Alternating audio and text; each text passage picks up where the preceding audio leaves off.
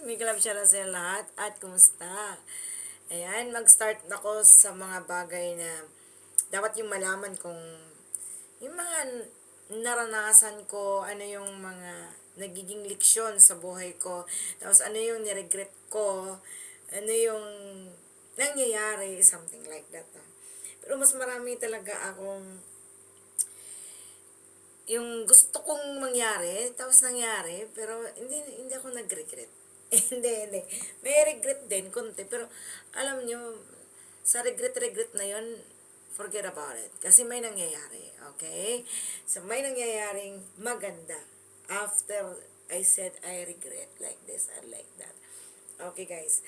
Yan, maging ano ako, no? Maging direct ako sa inyo. Kung and basta nabubusit ako kapag ang buhok ko ay nakalugay sa kadahilan na gusto kong itali at hindi ano yung kamay ko, ano? So, tali ko lang muna hanggat kasi nga inaisip ko lagi yung noo ko. Guys, sa totoo lang, naranasan niyo ba yung time na sasabi mo na, ay, sana nagiging ano na lang ako, ganito, ganyan. Sana di na lang ako tumuloy dito, pumunta na lang ako sa ibang lugar. Pagkatapos at the end of the day, may nangyayari sa inyo na maganda, sabihin mo, uy, dito pala yung swerte ko. Ano, mga ganyan style ba? Pero di ko alam bakit ganoon. Yan. So, mahina lang talaga yung signal ko. Yeah. Hindi ko alam bakit ganun. Pero guys, ganito kasi yun. Nung time na, kita nyo, nung time talaga na nag-apply ako sa Israel, syempre, excited ako na matapos ko yung pag-aaral ko ng caregiver kasi pupunta ako ng Israel. At the end, hindi ako, nahuli na ako dun sa G2G kasi nga kailangan nila ng certificate ko sa caregiving. Pagkatapos nun, nung nag-close na yung sa caregiving, saka pa ako nagkaroon ng certificate. So, ngayon, andun na, umiyak na ako, bumagsak yung mundo ko, nawala na yung mga, nawalan ako ng gana, yung ganun. Sabi ko, mag-apply na ako kung saan-saan, yun na, nag-apply na ako kung saan-saan, ganyan. Hanggang sa napadpad ako dito. So, dito kasi, kailangan din pera. The same din, pwede naman akong pumunta ng Israel, pero kailangan ko ng 300,000. So, ganun na yung nangyayari doon. Pero hindi ko sinugal yung 300,000. Mas sinugal ko dito kasi 100,000 lang. So, andito na nga ako, ganito, ganyan. At dumating sa point na nagkakaroon ako ng mga problems. You know what I mean? Na isang buwan na, 2 buwan pa lang ako, nagkakaroon ako ng mga problema na sa ibang tao na not from myself, no? You know, hindi yung problema na kinikreate ko, na-create, yung problemang basta ay hindi ko na-accept na ako yung nag-create ng problem. So, ginawa na ako ng problem. So, yun na yun. So, yun naman, yung pamilya ko na yung nagre-regret. Sana hindi ka lang dyan. Marami namang country, ganyan. So, sabi ko, oo nga. Pero sige lang, hayaan nyo na. Andito na ako, di ba? Guys, nagpunta ako ng Romania. So, parang doon sa Romania, sabi ko mabawas-bawasan na yung yung bigat ng nararamdaman ko. Hindi ako na-stress. No. Sa mga bashers, haters, mga haters ko, hindi ako na-stress doon. Yung mga haters ko kasi ginagamit ko sila as my inspiration. So, akin lang, gusto ko sige, okay, maglalaylo na nga lang ako. Better to laylo, no? So, naisip ko na, sige, doon na nga lang ako sa Romania. Nung andun na ako sa Romania. Sabi ko, sige, dito na lang ako sa Romania. Kasi peaceful, ganito, ganyan. So, wala na akong mga haters na mga malapit-lapit lang. So, ganyan. So, andun na. So, nung bago pa lang ako sa Romania, napaka-hot ko talaga. Napaka-hot ko.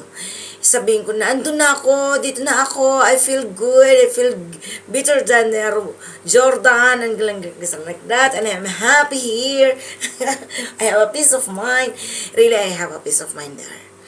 Tsaka maganda talaga din doon. Kasi nga, I love nature, no? Nature lover ako. So, kung ikukumpara dito, may nature naman, pero I didn't love the nature here. English yun. Hindi ko gusto yung nature nila dito. Kasi wala naman ako nakikitang mga kakahuyan, mga forest, mga kagubatan, mga jungle, wala akong nakikitang mga lake, wala akong nakikitang mga mga tawag doon, mga wild animals. Doon kasi sa Romania marami. So, doon ako nakikita ng squirrel, mga wild ducks, mga ganyan-ganyan. So, enjoy. Iba. Pero, iba naman ang naranasan ko doon. Kasi nga, so wala na, sana sabi ko hindi na. Pero iniisip ko pa rin, meron akong konting regrets na bakit nag-decide ako na ganito, dito na lang ako sa Romania. At the end, naranasan kong, oh God, why my life is not happy here? Sabi kong ganun. Kasi nga, pagdating naman sa ibang bagay, okay sa ibang bagay, may advantage at may disadvantage, may positive din, may negative. So, mas mabigat si negative, nanalo si negative. 'Di ba? Nung manalo si negative, nag-decide na talaga akong umuwi. Sa noon yung mga time na yun na in the last minute, saka pa ako nag-decide. Alam niyo yun. Pero guys, alam niyo, kung nananatili ako sa Romania, hindi ko nakakamit ang dapat kong, alam niyo yung dreams ko bago ako umalis ng bansa ng Pilipinas, may mga dream ako. Pero kung nananatili ako sa Romania, hindi ko naaabot at nakukuha yung mga dream ko.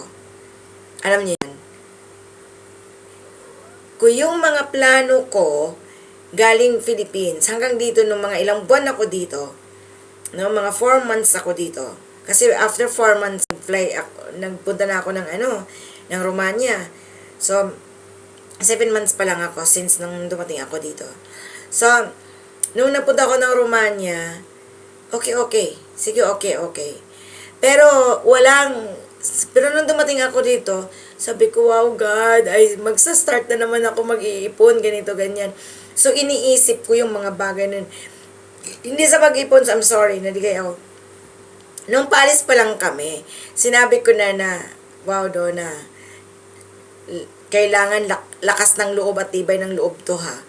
Na kailangan mo mag-ipon, kailangan mong ganito, kailangan mong magtrabaho kasi kailangan mo talaga makuha yung pangarap mo na kukunin mo. Kasi may goal ako.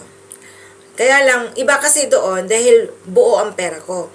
Pagdating ko dito, hindi na naman mabubuo ang pera ko dahil nga part-time ang trabaho ko. Yung kumbaga, per hour.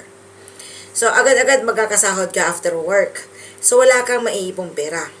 Depende na yan sa'yo kung magaling ka mag-ipon ng pera. Kung tulad ka ng kapatid kong lalaki, magaling sa pera. Ako, no. Ganyan ako lagi, no? So, sabi ko nun, nung paalis pa lang papuntang airport, oh my God, this is it, Donna. This is it. Sa buti na lang din at umalis ako doon sa Romania. Dahil nung dumating ako dito sa Jordan, dito ko nakuha yung pangarap ko. Yung goal ko. Para sa family ko. Para sa happy success na gusto kong makuha at mangyari. So, no regrets. Sabi ko lang ganun. Okay. Siguro nga, kaya ako pinapapunta dito ng angel kung nasa likod, yung maliit na yan, na makulit. Ayan. Sabi niya, Mama Donna, basher ko yan basher ko yan. Pero, sabi niya, Mama Donna, umuwi ka ng Jordan, bumalik ka ng Jordan, nahaan doon, Mama Donna. Kaya yon guys, hindi ako nagre-regrets. At masaya ako. Enjoy life. Kahit mag-start na naman ako. Siyempre, mag-start ako this month, na wala talaga akong pera. Wala talaga, as in, wala akong perang hawak this month. Pero okay lang yan. Okay lang yan. As in, okay lang yan. Ganyan, guys, ha? Kahit saan ka mapupunta, sigad ang may gawa.